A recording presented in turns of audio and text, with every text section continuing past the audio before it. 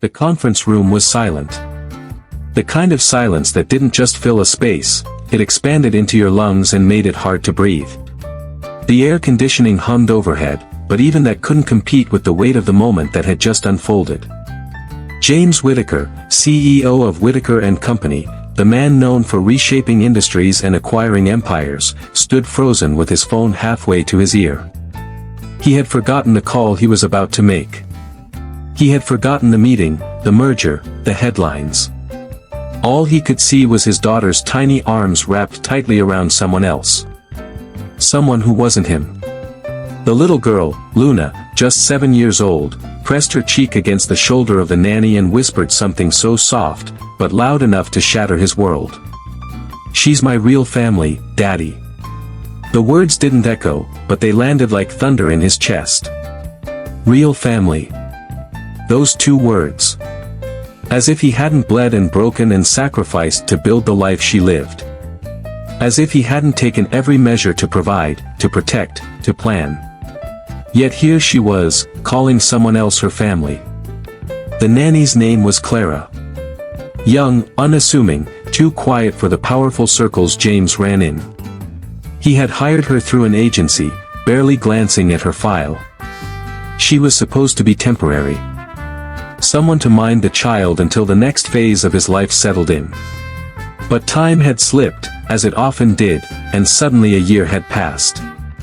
Clara had become part of the furniture in his penthouse. Reliable. Invisible. Safe. Until today. Luna clung to her with a desperation he had never seen before. The kind of grip born from trust, from safety, from love. James couldn't remember the last time his daughter had hugged him like that. Maybe never. He felt it now, that unmistakable crack deep in his chest where all the empire he had built couldn't reach. He had thought he was doing everything right. Build the fortune.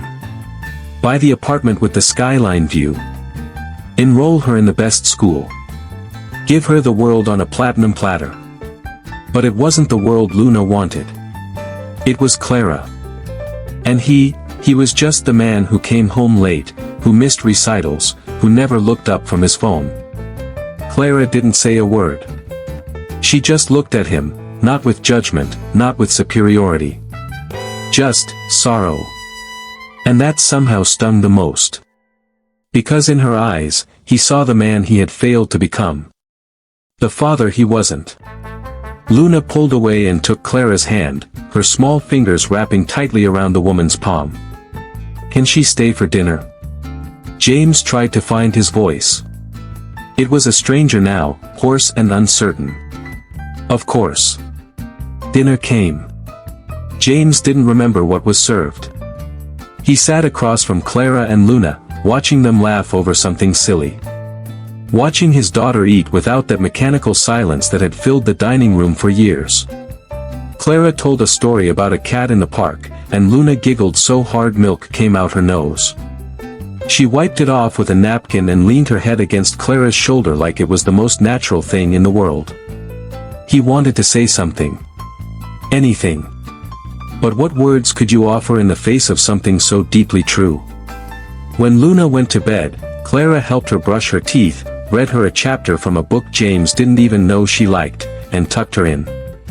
James stood in the doorway, feeling like a ghost in his own home.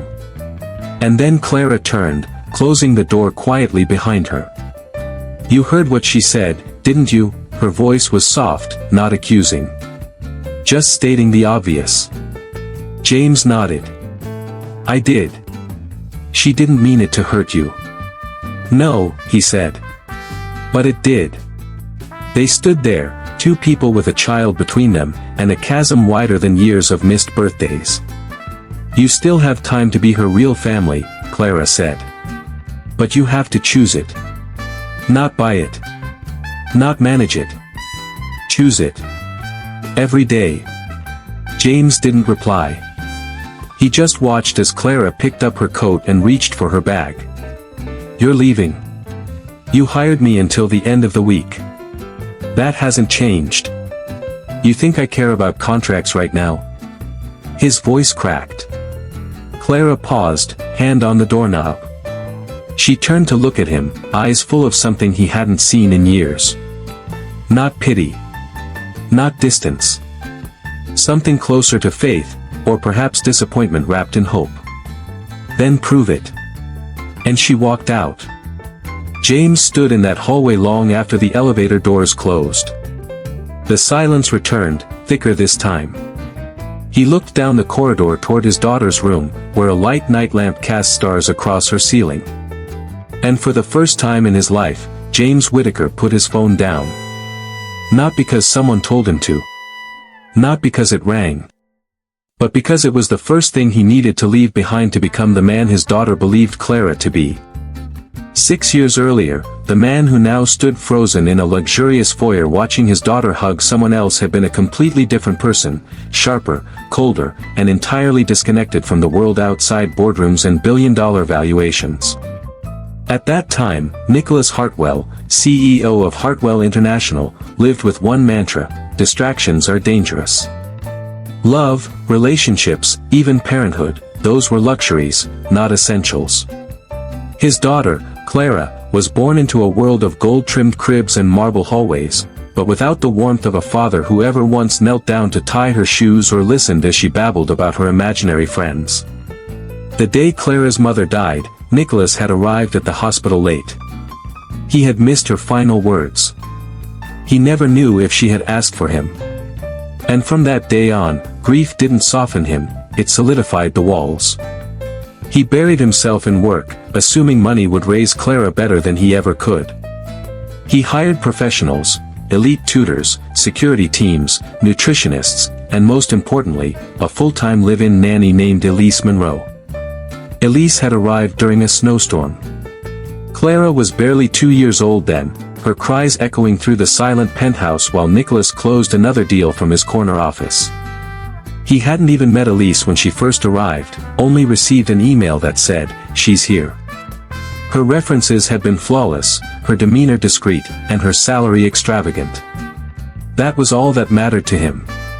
What he hadn't accounted for was that Elise didn't treat the position like a job. She saw Clara not as a responsibility but as a child, hurting, confused, abandoned in gold-plated silence. Elise didn't come from privilege. She was used to cracked floorboards and cold water in the morning. But she carried with her something more powerful than any resume, the ability to love a child who wasn't hers as if she had given birth to her herself. Clara cried every night during the first week. Nicholas didn't notice. Elise would sit beside the toddler, whispering gentle lullabies and holding her little hand until her breath steadied. She found ways to reach Clara, not through toys or bribes, but through routines. She made pancakes in animal shapes. She told bedtime stories where Clara was the hero. She learned which colors calmed her, how to help her sleep through the thunder, and what words made her laugh from her belly. On Clara's 3rd birthday, Nicholas was in Tokyo. He had sent a life-sized unicorn cake and a personalized video message recorded between boardroom meetings. Elise, on the other hand, stayed up until 3 a.m. the night before, sewing a pink princess cape and building a cardboard castle in the living room with twinkling lights and hand-painted windows. That morning, when Clara woke up and saw it, she didn't ask about the cake or her father's message. She just ran into Elise's arms and whispered, "You're magic." And that word never left Elise.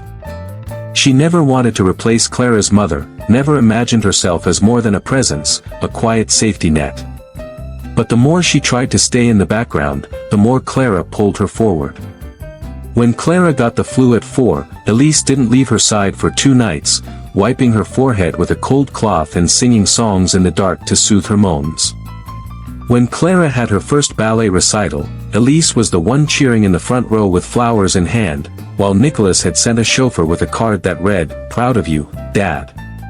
He thought his absence was covered by gifts. He didn't see that each absence carved a hollow space in his daughter's heart that no diamond necklace or vacation package could fill. And yet, Elise never tried to turn Clara against her father. When Clara asked, "Why doesn't Daddy come to bedtime anymore?"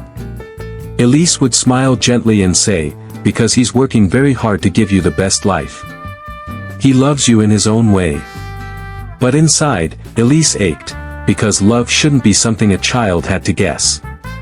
There was one night that changed everything. Clara had a nightmare.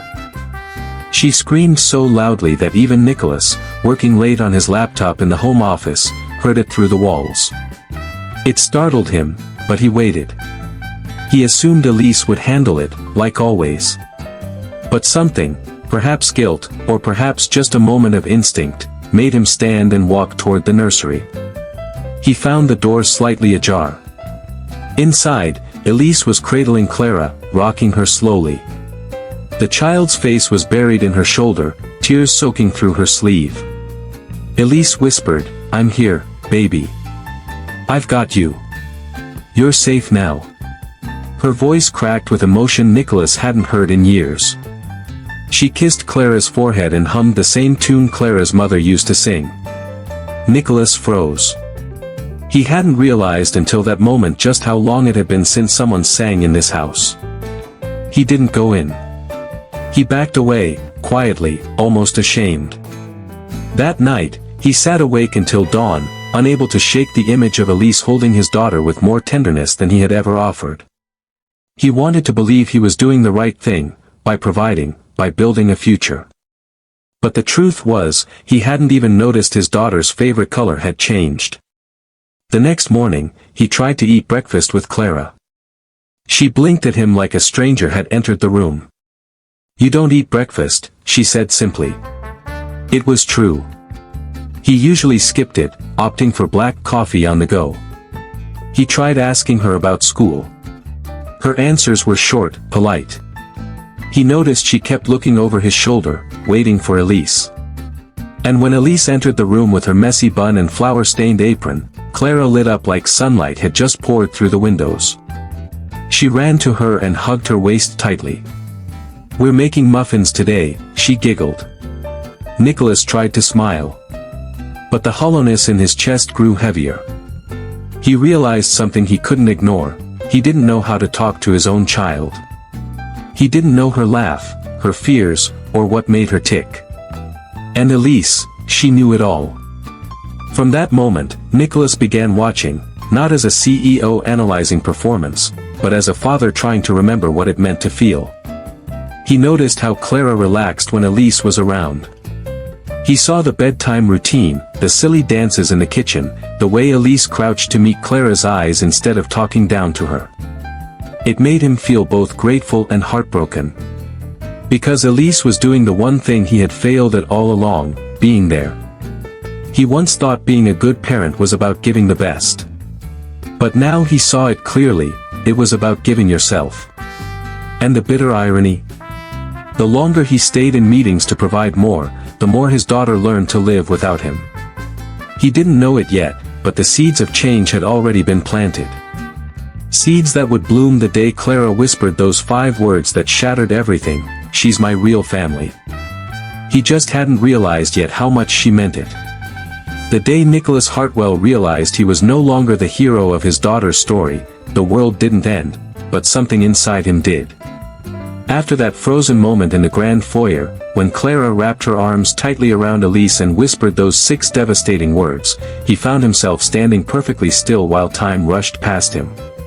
"She's my real family." The sentence echoed through his mind like a broken record. He didn't remember what happened immediately afterward. Maybe he smiled. Maybe he turned away. He couldn't recall.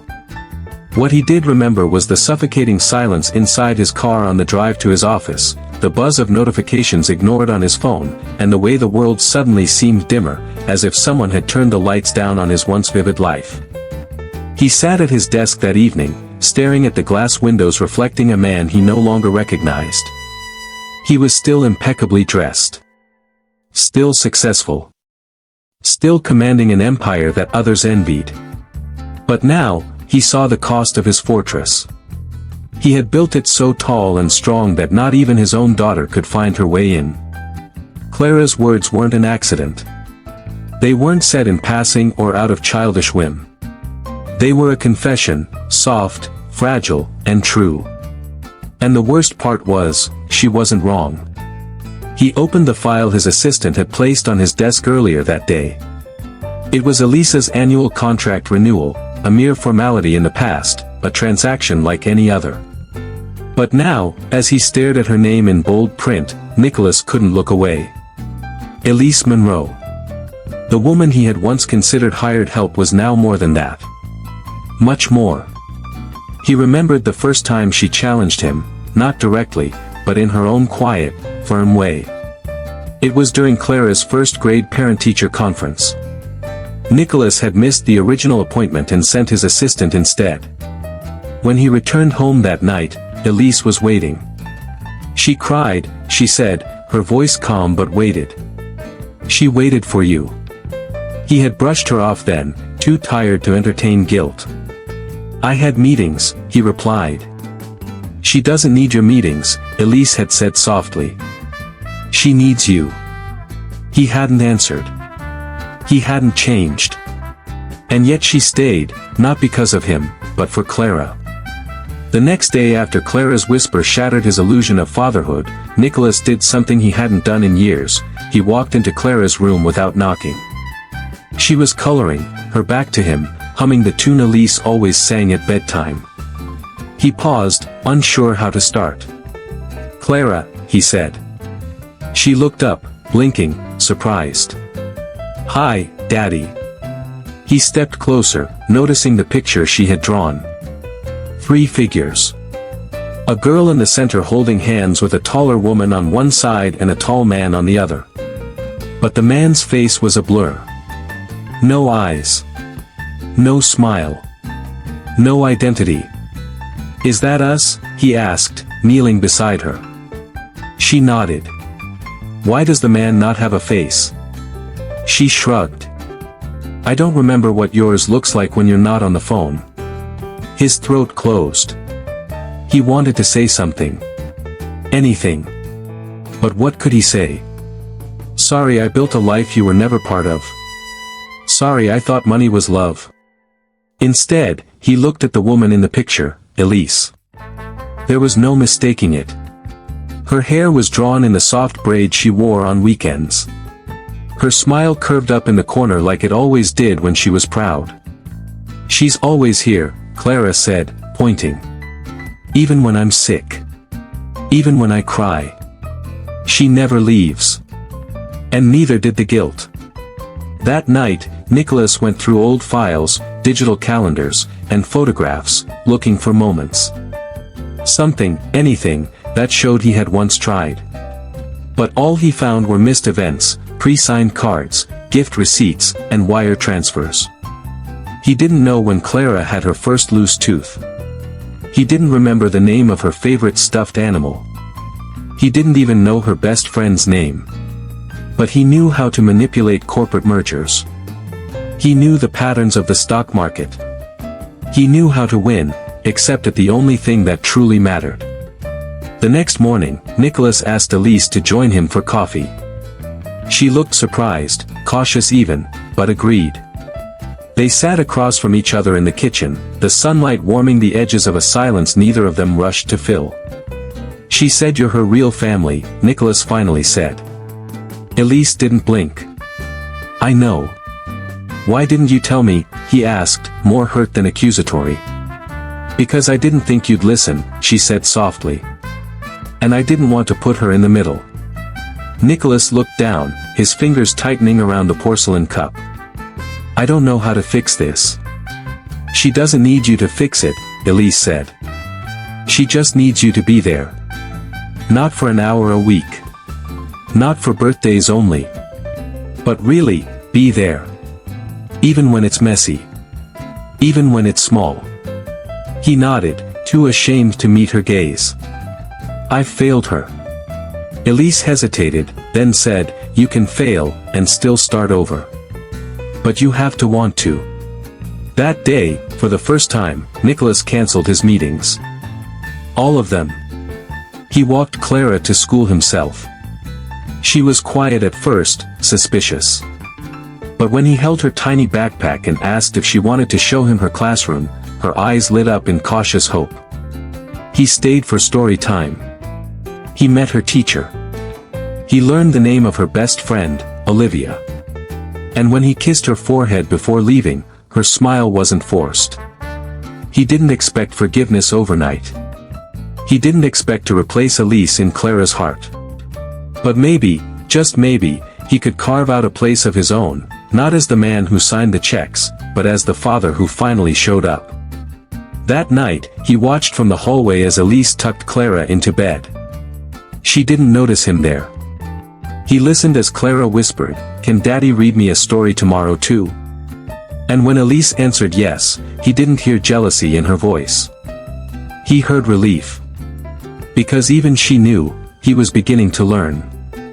And though he had once missed every chapter of his daughter's early years, perhaps now, he could help her write the next ones.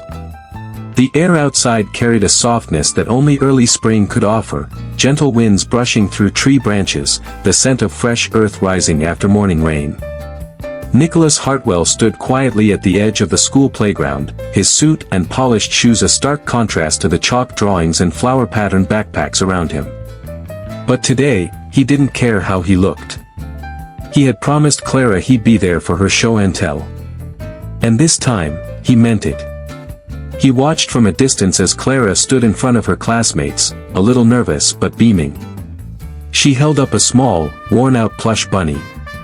Nicholas recognized it from her crib years ago. He had forgotten its name. "This is Mr. Hops," Clara said, her voice clear. "He's been with me since I was a baby. But what I want to show you is something more special."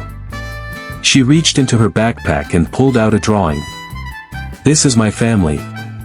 The page was filled with crayon lines, 4 figures this time. Clara in the center, Elise to her left, Nicholas to her right, and Mr. Hops above them, like a guardian angel. Nicholas squinted. This time, he had a face.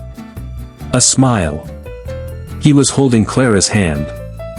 "My daddy used to be really busy," she said without malice. "But now he's learning to stay. And that makes me happy." A teacher gently clapped.